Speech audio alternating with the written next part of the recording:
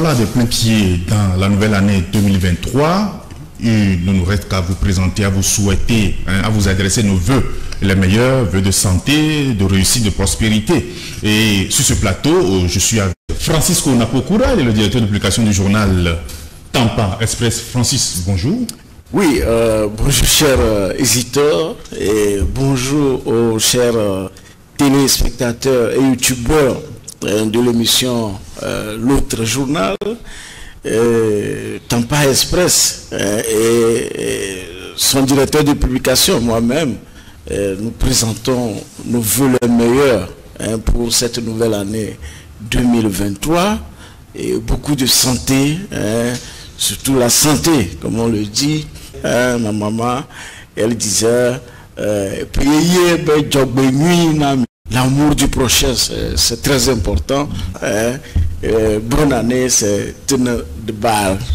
Nous sommes rentrés dans la nouvelle année. Voilà. Nous sommes là pour encore 12 mois, voilà. 12 mois et plus d'ailleurs, parce que l'autre journal va grandir. Exactement. Voilà. Exactement. Nous sommes encore là pour 12 mois.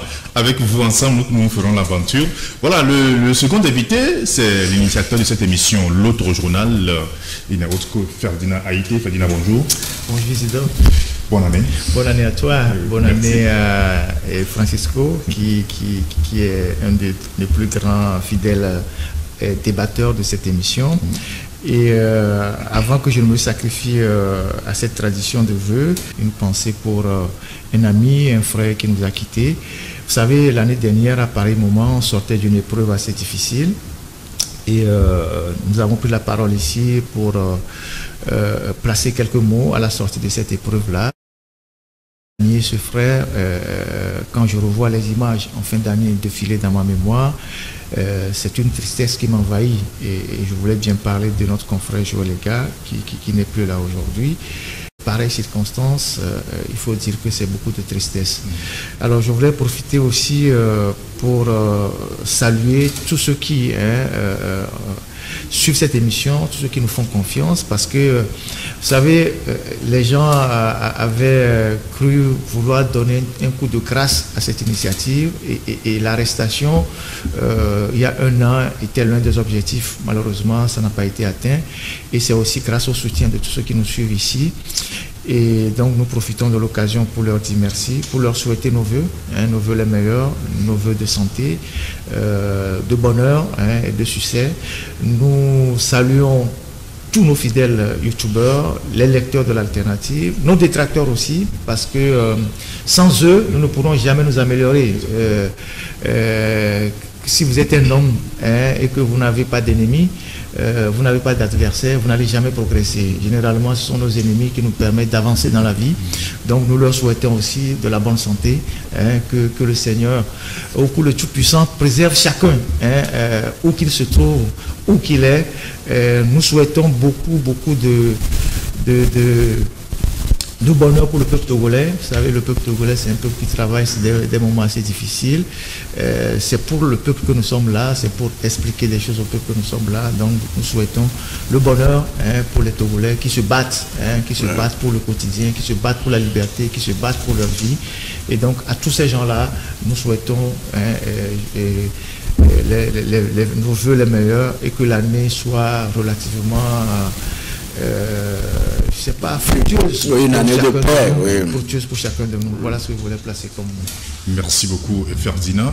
Voilà, les vœux étant souhaités, je pense que vous les avez reçus. Nous avons préparé des sujets pour vous. Nous allons parler tout à l'heure dans ce débat de la libération des prisonniers politiques. Vous savez qu'il y a encore des prisonniers politiques dans les geôles au Togo.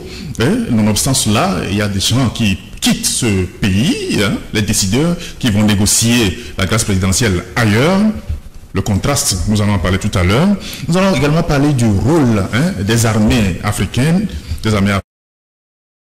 pas le remue-ménage qu'on a constaté la semaine dernière ou bien l'an dernier à la tête des forces armées togolaises. Et nous bouclons avec le SMIC qui a été augmenté. Quel l'impact de cette augmentation du SMIC, sans oublier une décision du ministre des Enseignements qui a limogé 3 directeur d'école il y a quelques jours. Voilà, Francis, rebonjour. Oui, bonjour. Oui, nous avons aujourd'hui, il y a des partis politiques, la société civile, les gens de bonne volonté qui continuent de crier la libération des prisonniers politiques. Nous avons encore des prisonniers politiques au Togo. Oui, malheureusement, au Togo, on en dénombre encore plusieurs. L'année dernière, sinon depuis 2 ans, on en fait cas. La presse a fait beaucoup écho de ces arrestations, surtout dans le cadre de l'affaire Taiga Revolution, Bindje, ces jeunes qui ont été plus ou moins manipulés, certains peut-être des innocents qui ont été pris et mis en prison pour, disons, atteinte à la sûreté de l'État. On a vu des gens avec, on dit, des talismans, avec des amulettes, des couteaux qu'on dit qu'ils se préparaient à faire un coup d'État. Ils sont là. Pratiquement pas, ils n'ont pas été reçus par des juges, écoutés par des juges, puisque moi j'ai fait des démarches dans ce sens, parce qu'il y en a même qui se sont retrouvés là-bas sur simple dénonciation. C'est-à-dire que c'est quelqu'un, on s'est croisé chez une jeune fille et ça ne l'a pas plu. Et puis bon, du jour au lendemain, cette affaire se passe, il désigne que voilà, telle personne est dans le mouvement. Ces jeunes, surtout de Taiga Revolution, avaient fait un appel qui était la cour d'appel, mais lorsque le doyen des juges était arrivé, il n'avait pas encore le dossier n'était pas encore arrivé à son niveau, donc il ne sait pas ce qui s'est passé. Mais en fin d'année, j'ai appris que certains ont été, disons, reçus par les juges. Donc on espérait qu'en fin d'année, ils devaient bénéficier d'un relâchement pur et simple, mais malheureusement, ils sont encore là. Maintenant, au-delà, il y a les Timoorés pour délit d'opinion. Il y a également Omoulou, également pour délit d'opinion. Maintenant, il y a le gros prisonnier, le grand prisonnier politique, ou bien, bon, qui apparemment a les mêmes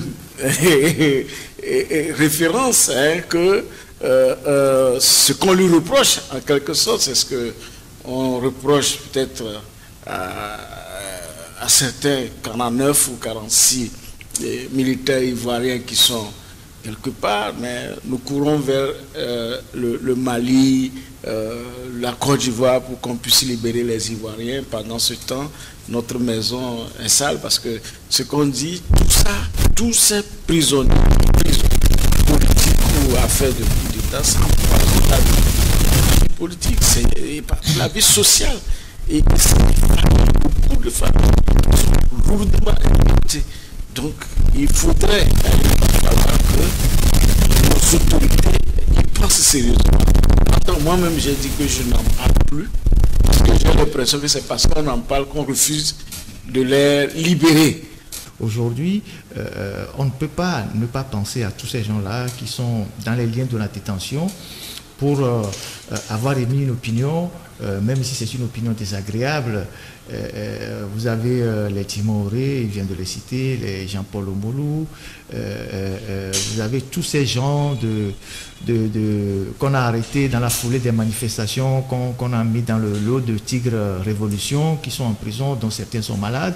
Il y a Aziz Goma, qui est un Togolais avec une nationalité irlandaise, qui est dans un état de santé difficile. Son pays d'adoption a interpellé plusieurs fois le pouvoir togolais afin qu'il soit relâché. Rien n'a été fait. Vous avez Pacha Nyasingue, le plus célèbre d'ailleurs des prisonniers, qui a pris 20 ans et qui est dans sa 15e année, je pense, avec ses deux amis qui restent, le commandant Ati, qui est accompagné le capitaine Dontema. Lui reste à, je pense, 18 mois actuellement. Et donc, vous avez tous ces gens-là qui sont en détention pour des raisons purement politiques, qu'on refuse délibérément de relâcher. Et alors qu'on sait que, d'abord, ils ont passé déjà un bon bout de temps en prison, et si c'était pour les punir, c'est suffisamment, c'est déjà assez. Je ne sais pas quel plaisir on prend à continuer de les maintenir en prison pendant que, quelque part, nous prenons l'avion pour faire le tour de la région, pour aller plaider la cause des militaires ivoiriens qui, eux aussi, ont été condamnés je sais pas, au Mali pour les mêmes causes. Par exemple, là aussi c'est atteinte à la sécurité intérieure de l'État. Donc nous ne pouvons pas continuer. Il y a quand même un certain contraste, comme vous l'avez dit au début. Il y a une curiosité à voir nos autorités prendre l'avion, se promener dans la région pour plaider la libération des gens qui ont été condamnés au Mali. Alors que dans notre propre pays, nous avons aussi en détention depuis plus de 15 ans certains qui sont condamnés pour les mêmes faits et d'autres qui sont là depuis 4 ans.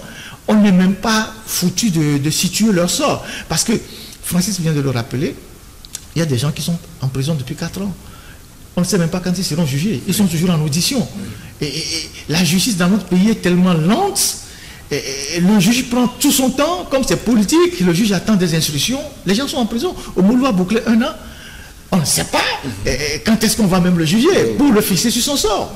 Pour l'apaisement même de la situation politique dans notre pays, avec tout le contexte sécuritaire qu'on a aujourd'hui, il est opportun qu'on puisse relâcher ceux qu'on a mis en prison depuis quelques années, quelque chose qu'on leur reproche. Et avant d'aller plaider la cause d'autres personnes ailleurs, on dit bien que la charité bien ordonnée commence par soi-même, pas par autrui. Donc, nous, au niveau de la presse, nous ne pouvons que continuer par faire notre travail de dénonciation et d'interpellation des autorités, en les mettant souvent devant leurs propres contradictions, comme on est en train de le faire aujourd'hui. L'humanisme ne doit pas s'exercer à géométrie variable. Aujourd'hui, on veut démontrer que notre diplomatie est une diplomatie agissante. C'est le mot que même ils utilisent, c'est ça, non? Le Togo, la diplomatie agissante du Togo a des résultats, machin. Et une diplomatie en plein d'humanisme. Cet humanisme-là doit être d'abord appliqué dans notre propre maison avant de l'exporter ailleurs. C'est bien d'aller balayer sur les Maliens, mais balayer d'abord chez vous. C'est bien de plaider pour les Ivoiriens, mais plaider d'abord chez vous avant d'aller jouer le bon samaritain ailleurs. Donc, si nous avons des gens de bonne volonté qui nous écoutent et qui à un moment donné décident de libérer ses compatriotes, tant mieux. Mais bon, s'il y a des gens qui disent non, ils peuvent pourrir là-bas, c'est également tant mieux. L'avenir nous situera, mais nous sommes dans notre rôle de journaliste, celui de dénoncer et d'interpeller. Voilà. Non, ce qu'il faut savoir, c'est que cette histoire, quand nous parlons de climat social, il faut voir dans l'intérieur de certaines familles et dans les villages, il y en a qui ne se parlent plus à cause des gens qui sont en prison. Ça, il faut le savoir. Et aujourd'hui, même au niveau des jeunes de Tigre Révolution, mais que vous voyez, c'est des gens, telle personne a une femme, 2 enfants, et choses. Mais quand vous voyez, les enfants deviennent quoi? C'est des charges pour d'autres personnes, alors que c'était des gens qui travaillaient et qui prenaient soin de leur famille, qui prenaient soin des parents. Donc, c'est de l'humanisme. On a couru ici, il y a une femme qui a été arrêtée au Bénin, Madame Rekia Madougou. On a tout fait pour qu'on la libère. Mais on va au Mali. Mais pendant ce temps, chez nous, il y a l'humanisme à faire. La faute aussi, c'est à nos magistrats. Parce que quand vous échangez avec des gens, vous savez que les magistrats, beaucoup sont conscients que ceux qui sont en prison, il y a des innocents là-dedans. Je dis, les gens sont en train de faire 4 ans, 5 ans.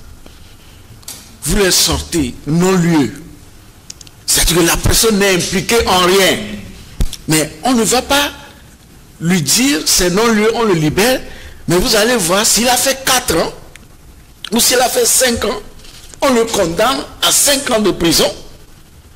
Et peut-être s'il est resté 2 mois, on dit 2 mois de sursis pour le libérer, dans l'intention de ne pas dédommager les gens, parce que les gens savent que s'ils libéraient sans condamnation, parce que ceci s'était passé dans le cas de Kwacha, parmi les co-accusés, il y a certains qui, au fait, visiblement, on a trouvé qu'ils n'étaient mêlés en rien.